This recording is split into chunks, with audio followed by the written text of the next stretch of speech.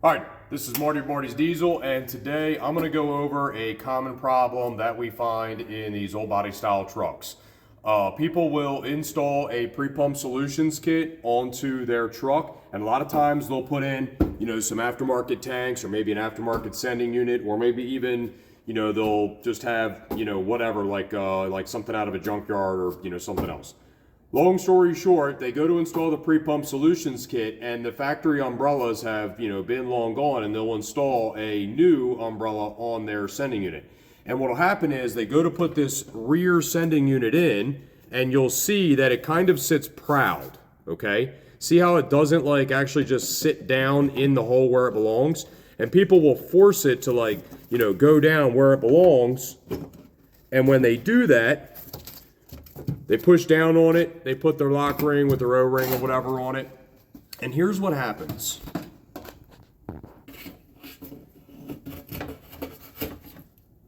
Take a look at that umbrella. That umbrella essentially gets suction cupped to the bottom of the fuel tank. This is what an umbrella is supposed to look like. Take a look at the difference.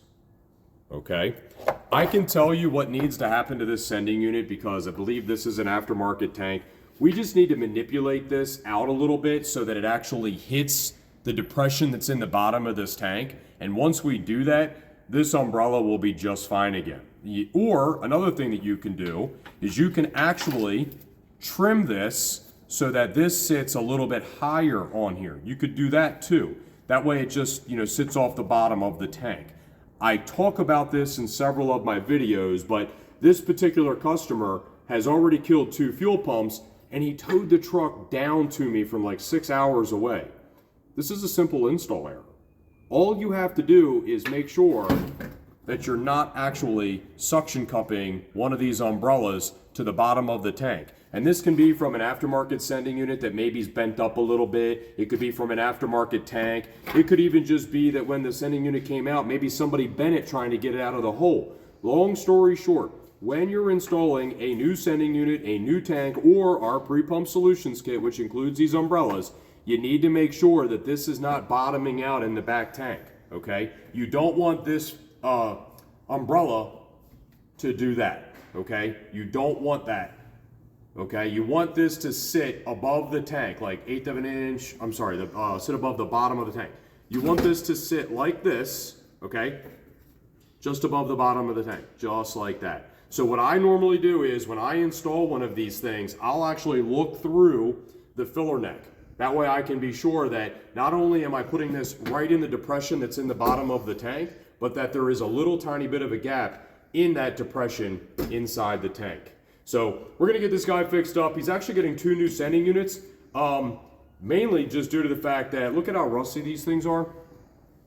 Okay, inside of here, when I tested this sending unit, we would get good resistance, open loop, bad resistance, and then once again, it would come back in again somewhere along the top. And then the front sending unit was doing something very similar. So that's usually a good reason to actually replace these sending units is when the fuel card is giving you an error. In this particular case, the float arm is rusty, but it's going up and down like it should. But the issue here is in the fuel card. And I got another video that explains that and how to test it. You guys can watch that. And then the same thing with this guy here as well. This guy's going up and down just fine. It's just not reading right in the fuel card.